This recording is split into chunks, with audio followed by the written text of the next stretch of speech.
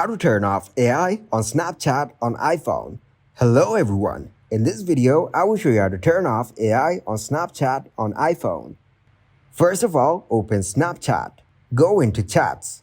Hold on to My AI Chat. Click on Manage Friendship. There's no option. Click on Done. Hold on Chat.